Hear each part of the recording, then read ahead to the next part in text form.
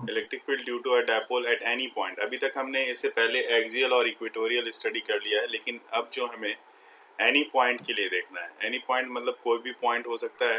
तो उससे पहले कि कोई भी पॉइंट हो, हम एक डायपोल ड्रॉ कर लेते हैं। यहाँ पे हमने दिखाया कि एक डायपोल है यहाँ पे,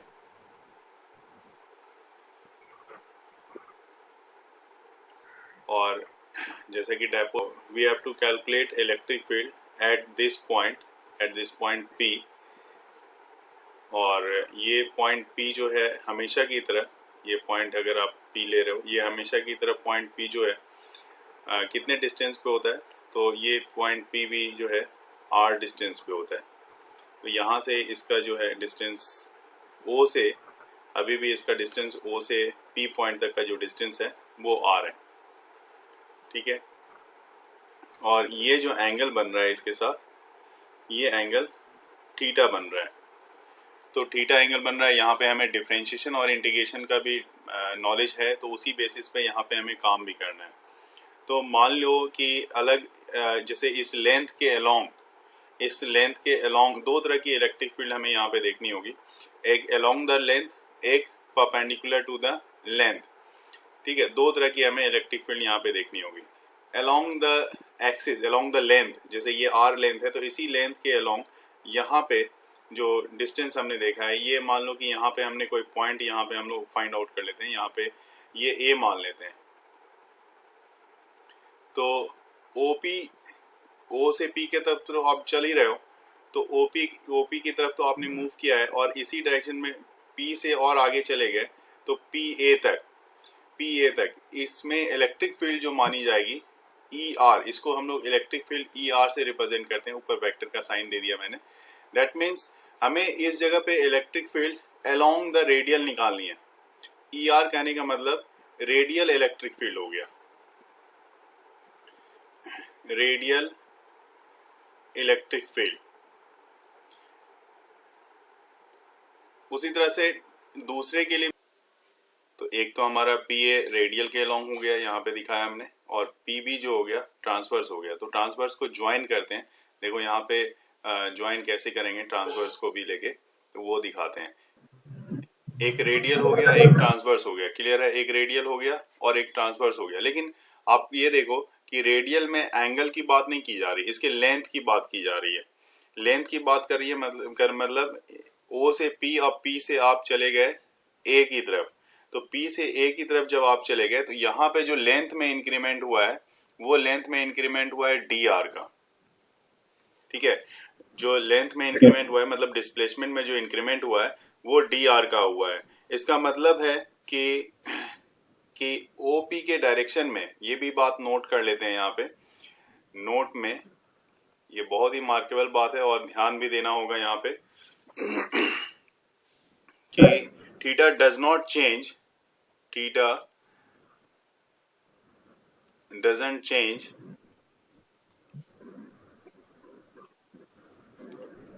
in the direction of OP, in the direction of OP. Yes, sir. Right, but the change in here only change in OP।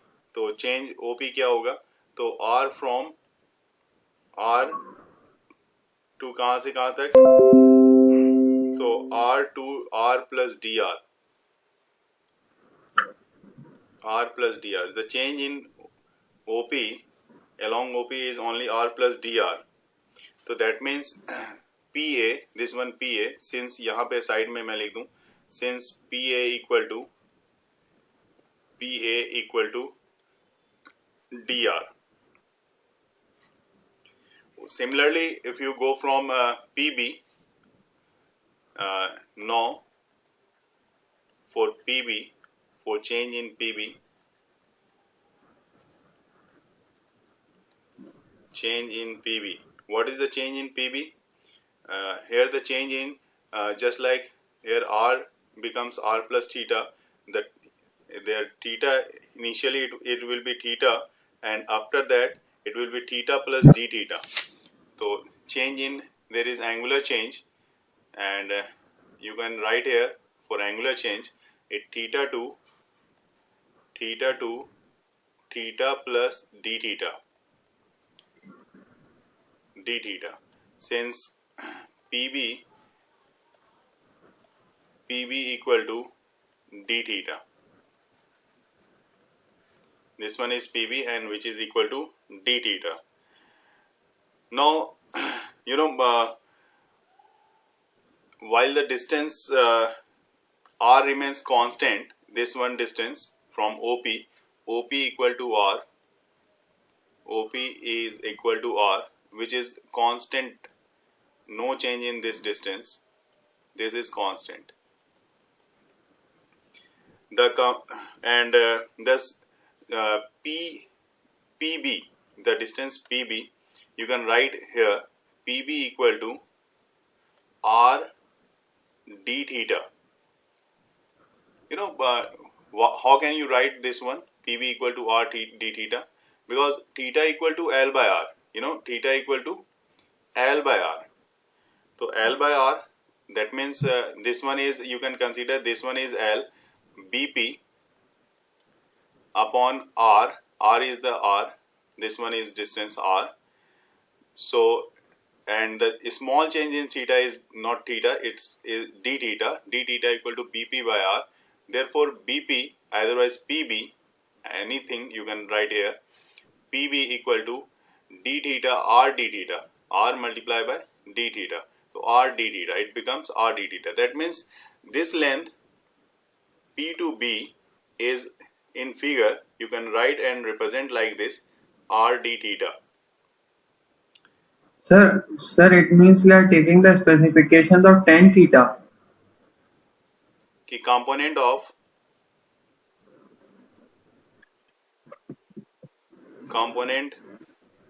of electric field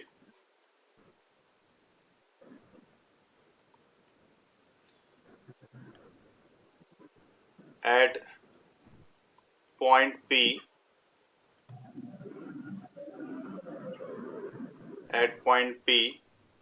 in radial direction.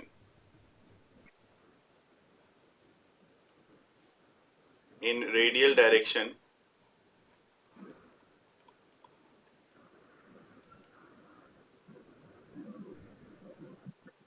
PB, यहाँ पे जो रेडियल डायरेक्शन है, वो radial direction कितने का है? वो P से P से यहाँ तक का है, PA का है. इन रेडियल डायरेक्शन PA है ना? Yes sir. तो हम लोग ले रहे हैं वो ER है, और ER इक्वल टू हो जाएगा आपका माइनस dV बाई dP, क्योंकि ये आपको एक रिलेशन है ना, रिलेशन जो आपने देखा होगा, वो रिलेशन अगर आपको याद होगा तो मैं बताऊं इसके मामले में हिसाब से ये क्या हो जाएगा, E equal to minus dV by PA होगा ना. Yes sir. तो इसको मैंने माइनस dV बाय PA लिख दिया, और इक्वल टू माइनस dV, और PA कितने के इक्वल था, तो वो dr के इक्वल है. तो PA इक्वल टू dr, तो ये हो गया माइनस dV बाय dr. ये एक इक्वेशन हो गया आपके लिए, ठीक है. उसी तरह से कंपोनेंट ऑफ इलेक्ट्रिक फील्ड यहाँ पे नेक्स्ट देखेंगे. पहला मैंने ये रेडियल के अकॉर्डिंग निकाला है मैंने, तो रेडियल मैंने लिख दिया. नेक्स्ट दिखा रहा हूँ मैं component of electric field at point P है ना, in the transverse direction, transverse direction जो है आपके लिए यहाँ पे वो PB है, PB. वो क्या होगा, तो वो एंगल के फॉर्म में चेंज है उसमें, तो उसमें एंगल के फॉर्म में चेंज है, तो आप उसके लिए एंगल के फॉर्म के पॉइंट ऑफ व्यू से कंसीडर करना पड़ेगा हमें. इसको मैंने अंडरलाइन कर दिया है. और एंगल के फॉर्म में क्या चेंजेस है वो देखते हैं. तो यहाँ पे एंगल इलेक्ट्रिक फील्ड, वहाँ पे जैसे रेडियल हमने लिखा था R के लिए, यहाँ पे ट्रांसवर्स के लिए थीटा लिखते हैं. Theta equal to minus DV by, और ये हो जाएगा पीबी फिगर के हिसाब से, तो minus DV by R D theta, क्योंकि पीबी हमने आपको निकाल के वहां पे दिखाया है कि आर डी थीटा होता है, तो ये हो जाएगा आपका माइनस 1/r और ये डीवी बाय डी थीटा, और ये इक्वेशन 2 हो गया आपके पास। और जो पोटेंशियल का फॉर्मूला होता है V इक्वल टू, जो हमने स्टडी किया है, 1/4πε0 P/r² होता है। तो रेडियल के फॉर्म में, चूंकि देखिए अब दो बात होती है यहाँ पे, तो उसके दोनों के बारे में बात कर लें। कि यहाँ पे जो रेडियल लिया है, radial that means along the radius, that means along the radius कहने का मतलब क्या हुआ, एक्सियल में जैसे लेते हैं तो एक्सियल की बात हो गई, और ये एक्सियल के लिए फॉर्मूला रहा आपका, अलोंग द रेडियस ले लिया हमने, तो अलोंग द रेडियस के लिए फॉर्मूला हो गया यहाँ पे 1/4πε0, ठीक है। और इसमें ये जो फॉर्मूला है ई आर के लिए जैसे मैंने यहाँ देखा minus D V by D R था, तो माइनस डी वी बाय पहले डी आर में लिख देता हूँ, और v की जगह पे मैं वैल्यू रख रहा हूँ, देखो 1 - 1/4πε0 ये तो मैंने रख दिया, और v की वैल्यू जो है वो जो यहाँ पे मैंने निकाला है ये v की वैल्यू, इसको मैं यहाँ पे रखने जा रहा हूँ। और चूंकि एंगल में यहाँ पे जो चेंजेस आ रहा है, रेडियस में चेंजेस आ रहा है, उसके अलोंग द लेंथ r वाले में चेंज आ रहा है, इसलिए r d थीटा लिखा है आपने, तो r में चेंजेस आ रहा है। इसके लिए देख रहे हो, पहला के लिए यहाँ पे मैं मार्क कर देता हूँ क्योंकि पता लग जाए, ई आर के लिए देख रहे हो, तो इसलिए हमने डिफरेंशिएशन आर के रेस्पेक्ट में किया है, तो P cos theta by r², ठीक है। तो इक्वल टू हो जाएगा -1/4πε0 पी कॉस थीटा, भी कांस्टेंट है क्योंकि हमने डिफरेंशिएशन करना है किसके रेस्पेक्ट में, आर के रेस्पेक्ट में, तो सिर्फ यहाँ पे रह जाएगा d बाई डी आर, और डिफरेंशिएशन करोगे आप किसका, 1/r² का, तो 1/r² का जब डिफरेंशिएशन करोगे तो फाइनली आपके पास जो ये वैल्यू आएगी E R equal to 1/4πε0 2p cos theta upon में r³, ये वाले वैल्यू आ जाएगी, और ये इक्वेशन थर्ड हम कंसीडर कर लेंगे यहाँ पे, इक्वेशन 3, ठीक है। इसी तरह से फिर हम अभी जैसे हमने रेडियल के अलोंग निकाला है, तो उसी तरह से हमने ट्रांसवर्स के अलोंग भी निकालते हैं, हम दोनों के अलोंग। नेक्स्ट स्टेप में हम बात कर लेते हैं ई थीटा के लिए, तो ई थीटा जैसे कि यहाँ पे हम देख सकते हैं, E theta equal to -1/r dv by D theta होता है, यहाँ पे हमने ऑलरेडी निकाल लिया है इसको। तो अब इसका भी हमें क्या करना होगा, डिफरेंशिएशन करना है, तो -1/r इसको आप अलग कर लो, और v की जगह पे ये वैल्यू फिर से आप प्लेस करोगे, तो v की जगह पे वैल्यू प्लेस करोगे तो ये 1/4πε0, ये बाहर तो कांस्टेंट है, बाहर ही रह जाएगा, d बाई डी थीटा, इस बार डिफरेंशिएशन करना है हमें थीटा के रिस्पेक्ट में, तो ये हो गया आपका p cos थीटा अपॉन में r², और फिर ये हो गया -1/4πε0, और ये 1/r भी है, तो इंटू 1/r जो मैंने यहाँ पे छोड़ दिया था 1/r। अब differentiation d by D theta, जो डिफरेंशिएशन होना है सिर्फ cos थीटा का होना है, क्योंकि देखो ये r और इस r को भी बाहर कर दिया है, तो ये r³ मैं लिख देता हूँ डायरेक्ट, ये r है यहाँ पे और ये r² है, दोनों मिलके हो गया हमारा r³, और हमें डिफरेंशिएशन किसका करना है, तो हमें डिफरेंशिएशन सिर्फ cos थीटा का करना है, ठीक है, हमें डिफरेंशिएशन सिर्फ cos थीटा का करना है, तो इसके अंदर हमारे पास सिर्फ रह गया cos थीटा। जब डिफरेंशिएशन इसका करोगे आप, तो ई थीटा इक्वल टू -1/4πε0, ठीक है, और p/r³, p भी है यहाँ पे, p को भी हमने बाहर निकाला है, p/r³,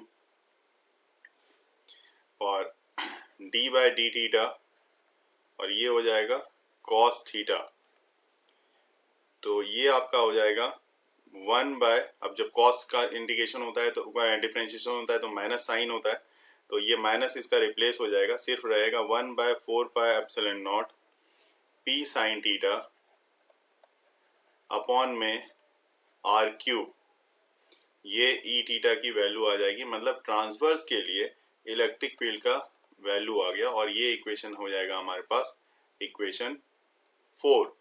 ट्रांसवर्स इक्वेशन के लिए आ गया इक्वेशन 4। क्या ठीक लगा? ये कह रहा हूं कि देखिए एक तो इस डायरेक्शन में ई आर बन रहा है पी ए की डायरेक्शन में, और पी बी की डायरेक्शन में ई थीटा बन रहा है। ई आर जो रेडियल है और जो ट्रांसवर्सल है, इस दोनों के बीच जो एंगल बन रही है वो 90 डिग्री की बन रही है। ठीक है, अब इसके बाद रिजल्टेंट इलेक्ट्रिक फील्ड हमने यहाँ पे दिखा दिया। पॉइंट पी पे क्या लग रहा है, E R square plus E theta square, क्योंकि यहाँ पे E R perpendicular to E theta, E R perpendicular to E theta, एक रेडियल है और एक ट्रांसवर्सल है। तो यहाँ पे 1/4 पाई एप्सिलॉन नॉट कॉमन आ गया। अब इसमें हमारे पास क्या रह गया अंदर में, 2p cos theta by R cube, इसका whole square plus p sine theta by R cube, इसका होल स्क्वायर। ठीक है, ये दोनों का होल स्क्वायर रह गया। तो सॉल्व कर देते हैं, 1/4 पाई एप्सिलॉन नॉट। अब p cos थीटा इसमें भी है, p cos थीटा इसमें भी है, आर क्यूब इसमें भी है, इसमें भी है। मतलब p cos थीटा को अंदर ही रहने देते हैं, p बाय आर क्यूब कम से कम बाहर निकाल लेते हैं। तो रूट में हमारे पास आ जाएगा, पता है जब इसको सॉल्व करोगे आप तो ये 2p cos थीटा, तो 2 ये आ जाएगा 2 cos स्क्वायर थीटा और ये साइन स्क्वायर थीटा। जब इसको सॉल्व करोगे तो हमारे पास फाइनली बचेगा 3 cos स्क्वायर थीटा प्लस 1। ठीक है, 3 cos स्क्वायर थीटा प्लस 1, ये electric field, resultant electric field का फॉर्मूला आ जाएगा। अब एक चीज और इसमें जो मुझे देखनी है उसकी भी बात कर लेते हैं। अब ये जो रिजल्टेंट इलेक्ट्रिक फील्ड है ये एंगल बनाएगा अल्फा। ठीक है, यहाँ पे मैं इस चीज को मेंशन कर देता हूँ कि चूंकि पूछा जाता है कि what is the direction of resultant electric field, तो रिजल्टेंट इलेक्ट्रिक फील्ड जो है, resultant electric field makes an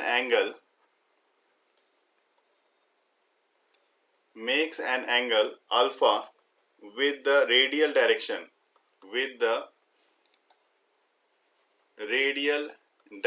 इसको भी मैं दिखाने की कोशिश करूंगा। पहले रेडियल डायरेक्शन है ना, ओपी के अलोंग जो है वो बनाएगा। तो इसको भी मैं पहले डायग्राम में दिखाता हूँ कि इधर बना रहा है, वो देखते हैं। तो ये रिजल्टेंट इलेक्ट्रिक फील्ड हुआ, ये वाला जो है ये रिजल्टेंट इलेक्ट्रिक फील्ड बन रहा है, जो ओपी के साथ यहाँ पे इस जगह पे ओपी के साथ अल्फा एंगल बनाएगा। इस जगह पे ये अल्फा एंगल बनाएगा, जो tan अल्फा बनेगा E theta by E R. और ई थीटा हमने निकाला था, कितना था वो, p sine theta by R cube का था, और ये ई आर कितना था, तो 2p cos theta by R cube था।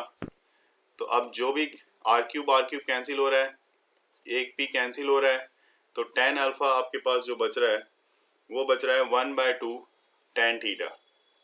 तो इसका मतलब अल्फा इक्वल टू हो जाएगा tan इनवर्स 1/2 tan थीटा। ये पूरा का पूरा इसका एंगल भी बता देता है। ई एक्सियल के लिए आप क्या करोगे, ई एक्सियल के लिए आप लोगे theta equal to 0 degree.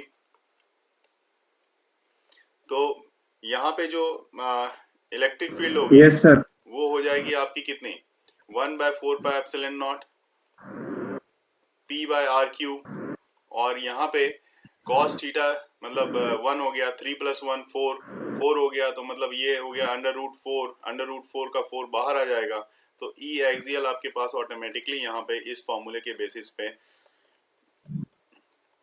1/4 pi epsilon naught 2p by R cube, यही एक्सियल का फॉर्मूला आता था हमारे पास। और यहाँ पे भी हमें वही फॉर्मूला देखने को फिर से दोबारा मिल रहा है। तो यहाँ पे theta equal to 90 degree for E equatorial, तो ये हो जाएगा 1/4 pi epsilon naught p by R cube और यहाँ पे इसकी जगह पे जब आप थीटा रखोगे, थीटा 90 डिग्री रखोगे तो ये 0 हो जाएगा। ये 0 हो गया तो रूट वन का 1 ही रहेगा। तो ई इक्वेटोरियल अल्टीमेटली आपको यही मिल जाएगा, पी बाय आर क्यू, के पी बाय आर क्यू, इसी को आप के पी बाय आर क्यू भी बोलते हो। तो के पी बाय आर क्यू ये मिल जाएगा आपको। देखेंगे यहाँ पे लिख देता हूँ मैं, relation between E axial and E equatorial. तो जैसे कि यहाँ पे हमने देखा ई एक्सियल इक्वल टू हमारे पास था, डायरेक्ट मैं लिख दूं 2kp बाय आर क्यू।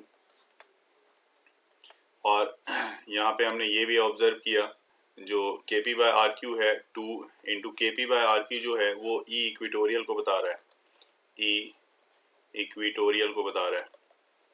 तो ई एक्सियल इस तरह से यहाँ पे जो है E axial E 2 times of E equatorial के हो जाता है। और यही रिलेशन है एक्सियल और इक्वेटोरियल के भी, सिंपल सा। पहले ये देख लो कि ये डायपोल मैंने बना दिया, यहाँ माइनस क्यू ले लिया, यहाँ प्लस क्यू ले लिया, इसको यूनिफॉर्म मैग्नेटिक फील्ड में दिखा दिया है, यूनिफॉर्म मैग्नेटिक फील्ड बी लिख दिया मैं यहाँ पे।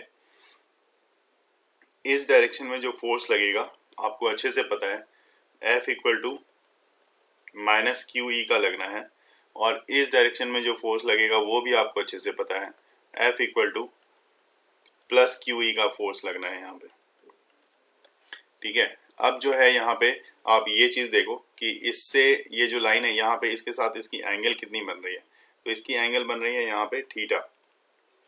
और यहाँ से डॉटेड लाइन से इस तरह से दिखा रहा हूँ यहाँ पे, इसको इस तरह से बढ़ाता हुआ, और इसको यहाँ पे जो दूसरा एंड पॉइंट है चार्ज का उसको इस तरह से ज्वाइन करते हुए दिखा रहा हूँ मैं। क्योंकि सिंपल सी बात है कि टॉर्क जो है, टॉर्क का फॉर्मूला होता है force into perpendicular distance. Torque equal to force into perpendicular distance. वो परपेंडिकुलर डिस्टेंस जो होता है दो चार्ज के बीच की डिस्टेंस होती है।